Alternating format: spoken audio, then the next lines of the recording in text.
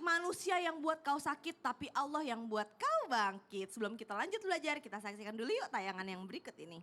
Subhanallah, Ustadz Syam, katanya ketika semua pintu manusia tertutup itu tandanya Allah sedang mengundang kita untuk mengetuk pintunya.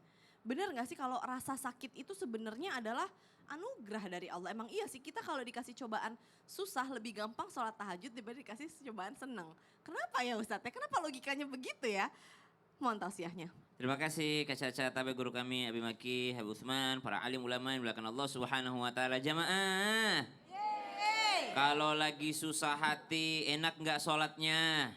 Enak banget. Enak sholatnya. Kenapa? Karena lagi disakiti sama manusia, maka tidak ada tempat kembali selain kembali kepada Allah Subhanahu wa ta'ala. Meminta kepada manusia adalah kehinaan, tapi meminta kepada Allah adalah ibadah. Ada pahalanya. Coba minta sama manusia sekali, masih oke lah. 2 kali, masih lah. 3 kali, 4 kali, subhanallah. Maka menjadi kehinaan. Tapi meminta kepada Allah, semakin sering meminta kepada Allah, maka semakin dicintai sama Allah Subhanahu wa ta'ala. Kenapa? Karena menjalankan apa yang diperintahkan sama Allah. Apa perintah Allah? Uda'uni astajib lakum. Mintalah padaku maka niscaya aku akan mengijabahnya. Berarti sedang melaksanakan perintah Allah Subhanahu wa ta'ala. Bagaimana kalau semua pintu manusia tertutup, pintu Allah senantiasa terbuka? Bukankah ini sebuah anugerah? Coba kita lihat para nabi-nabi Allah, mulai daripada Abal Anbiya, semua pintu manusia tertutup. Jangankan orang-orang yang menjadi teman-temannya, bahkan ayahnya sendiri, abahnya sendiri sudah mengusirnya. Qala la illam tantahi la arjumannak. Kalau kamu tidak mau berhenti Ibrahim, maka akan kurajam engkau, kuusir, kurajam engkau. Subhanallah, bahkan dilemparkan ke api semua manusia. Pada saat itu menghukumi Nabi Ibrahim alaihissalam. Tapi saatnya kembali kepada Allah Subhanahu wa ta'ala. Inna Ibrahim la halimun awwahum munib.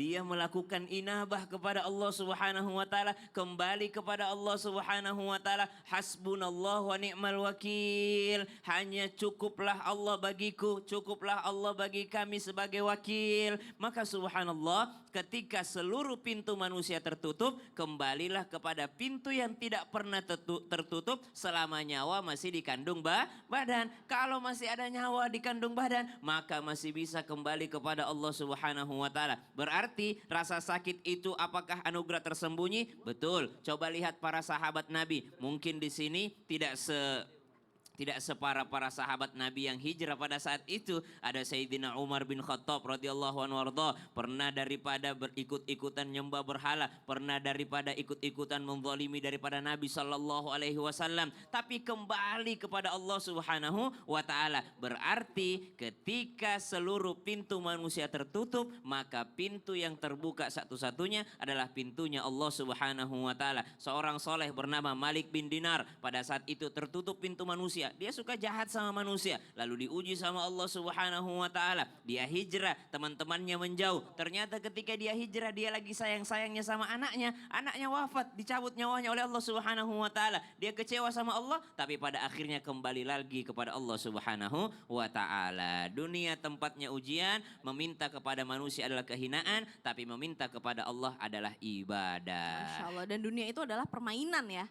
Semuanya, dan cobaan kita manusia zaman sekarang tuh lebih kecil daripada cobaan orang-orang zaman dahulu ya? Beda tipe.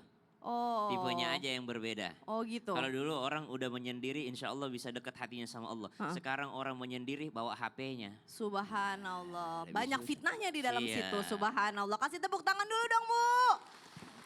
Subhanallah. Kita sekarang mau lanjut lagi belajar bersama dengan Abi Maki. Abi, berbicara tentang dikucilkan, terpuruk, itu kan rasanya kayak gak enak banget ya.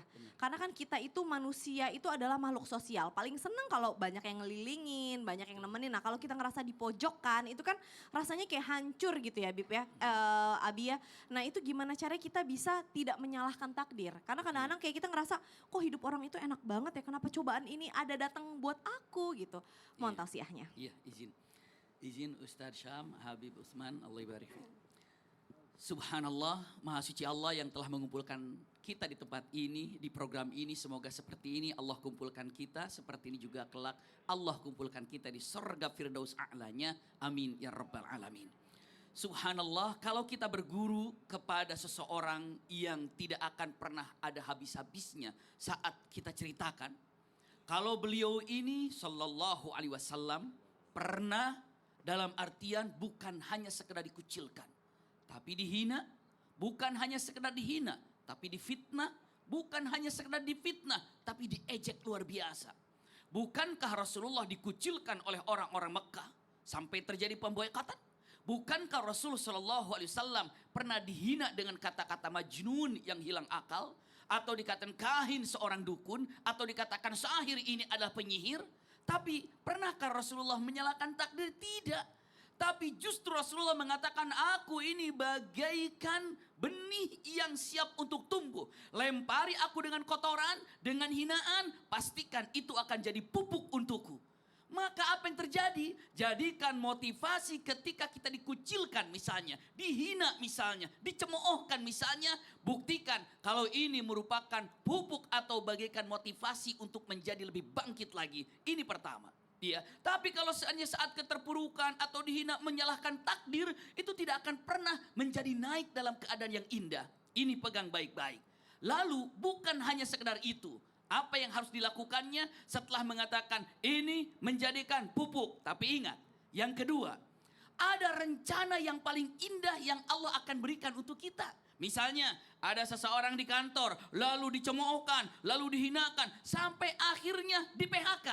Tidak perlu menyalahkan takdir, tapi yang harus dipikirkan adalah Allah punya rencana yang lebih baik. Allah punya rencana yang lebih bagus. Untuk apa? Memberikan tempat yang lebih indah, tempat yang lebih baik. Bagaimana Rasulullah diusir dari kota Mekah? Bukankah mendapatkan tempat yang jauh lebih baik kota Madinah? Bukankah di sekelilingnya adalah orang-orang yang soleh-solehah? Kenapa? Semua didapatkan karena cemoohan dan keterpurukan secara duniawi. Tapi hatinya makin tenang karena dekat dengan Allah Subhanahu wa ta'ala. Jadi Seperti belajar itu. melatih diri untuk Betul. berpositif thinking ya Betul, Bi ya. Allah ibarik fiik. Walaupun kita belum tahu positifnya itu di mana sih gitu, Tapi pasti ada. pasti ada. Iya, hikmahnya Masya Allah, ketemu. tabarakallah. Allah ibarik Jazakallah fiik. khair, Wa Abi. iyyakal jaza. Kasih tepuk tangan dulu dong Bu sekali lagi. Luar biasa ya. Semakin seru dan sepertinya ibu-ibu juga pasti pengen curhat nih sama guru-guru kita. Langsung aja deh kita masuk lagi ke segmen Curhat Dong Ustadz. Iya, kami curhat. Angkat tangan Ibu. Ayo gantian yang sebelah sini deh. Silahkan Ibu, silahkan ke tengah-tengah. Boleh Ustadz Syam Habib Utsman Afwan ke tengah juga. Silahkan Ibu, namanya siapa, dari mana, mau curhat apa? Assalamualaikum warahmatullahi wabarakatuh. Waalaikumsalam Waalaikumsalam warahmatullahi warahmatullahi wabarakatuh. wabarakatuh. Perkenalkan, nama saya Ibu Wina dari Majelis Al-Amin Bogor, Ranca Bungur Bogor. Ya. Curhat Ustadz, Ya Ibu, Silakan. mohon izin ini di luar tema Pak Ustadz. kalau di dalam tema pertanyaan. Ya. Ya, curhat memang di luar tema. Iya, Siap Ibu. gini Pak Ustadz ya, saya kan udah nikah gitu ya, nikah yang pertama, nikah sama istrinya di Madu lah gitu ya. Ibu istri kedua. Iya betul. Baik. Udah gitu dia tuh ninggalin saya udah mungkin 3 tahun, tidak ada kabar, tidak ada apa, mungkin dia udah pulang ke istrinya, nggak tahu ya. Terus udah gitu saya sekarang udah nikah lagi sama bujangan, nikah kantor. Yang saya mau tanyakan, apa pernikahan saya ini sah apa tidak Pak Ustadz itu? Maaf mohon dijawab. Nikah yang pertama atau nikah yang kedua yang ditanyakan nih? Ini yang kedua. Nikah yang pertama sah. Nikah yang kedua, maksudnya nikah yang kedua di bawah tangan Pak Ustadz. Ya, siap. Mm. Baik, yang pertama Habib, Afwan silakan Habib. Bismillahirrahmanirrahim. Allahumma sholli ala sayyidina Muhammad wa ala ali sayyidina Muhammad. Ingat, ketika seseorang menikah sesuai dengan syariat agama dan dia menikah dengan mengikuti aturan negara Republik Indonesia, dan mungkin nikahnya ada yang bawa tangan, terus baru setelah itu nikah dengan negara atau disahkan oleh lembaga negara, maka terjadilah sebuah kecekcokan ataupun keributan lebih dari 3 bulan atau bahkan lebih dari 1 tahun, lebih dari 2 tahun atau bahkan 3 tahun tidak pernah ketemu, dihubungin nggak bisa dan susah dan lain sebagainya. maka wanita boleh talak hulu, meminta perceraian kepada hakim untuk memutuskan sebuah perceraian. Ketika putus sama hakim dan sah secara hukum dan keluar suratnya, berarti dia telah pisah secara hukum negara dan hukum agama. Pisah secara hukum negara dan hukum agama. Dan nikah lagi sama seseorang. Ketika dia nikah lagi sama seseorang diperbolehkan enggak? Boleh setelah putusan daripada hakim tersebut 3 bulan 10 hari. Kalau cerai meninggal atau dia berpulang ke rahmatullah 4 bulan 10 hari. Kalau cerai hidup 3 bulan 10 hari. Tunggu sampai masa idahnya. Masa idahnya sudah selesai, barulah boleh dia menikah dengan laki-laki yang lain. Dan insya Allah itu adalah sesuai dengan syariat agama. Masya Allah, subhanallah. Boleh ditambahkan Ustadz Syam? Tapi sudah sesuai Bu, seperti yang disampaikan Habib. Iya, dia enggak ada kabar apa-apa. Nggak ada kabar Ustadz. apa-apa. Iya. Maka ibu datang ke pengadilan untuk minta dipisahkan. Iya, soalnya kan nikahnya memang nikah di bawah tangan. Yang Iya, pertama di bawah, maksudnya? iya, yang Iya. pertama. Yang Di pertama, bawah yang kedua. tangan tuh tapi Iya. pengadilan tahu kan? Enggak, cuma kalau di kampung tuh RT RW aja yang Tapi tahu mereka. Iya. Akhirnya ibu datang ke sana Mm-mm. untuk dipisahkan lagi. Iya, kalau Oh. untuk yang kedua sekarang nikah kantor. Setelah dipisahkan sama mereka, ibu sudah melewati masa iddah. Iya. Sudah melewati. Udah 3 tahun Pak Ustadz. Oh, kita lalu ketemunya. menikah lagi sama Iya. seorang lelaki, Betul. sudah nikah resmi lagi. Iya, udah Ini nikah kantor. hanya sebagai pelajaran untuk kita semua bahwa tidak ada kebaikan sedikit pun dari nikah siri bagi perempuan. Karena kalau nikah siri lalu tiba-tiba suaminya menghilang, selama-lamanya dia berstatus suami. Dia mau minta diceraikan sama pengadilan. Kata pengadilan, loh kamu kan belum kawin.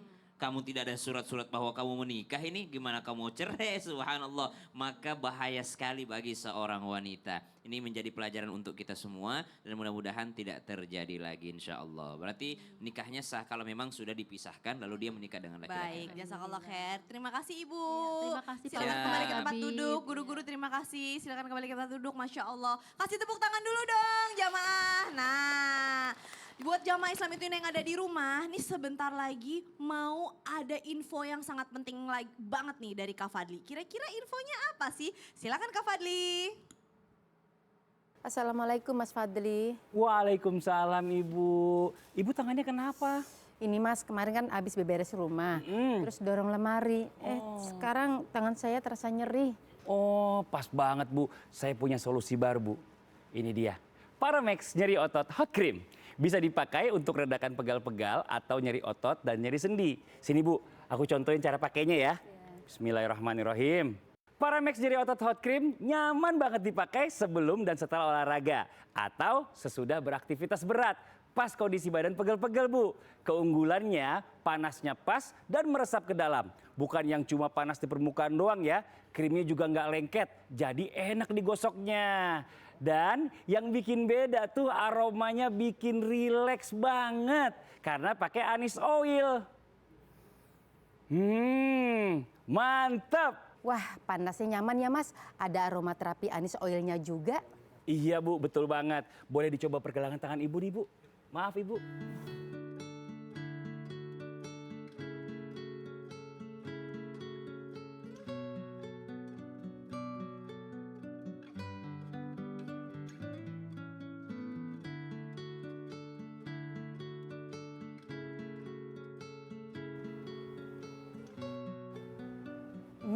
Wangi aromaterapi anis oilnya beneran bikin rileks Mas. Bisa dibeli di mana?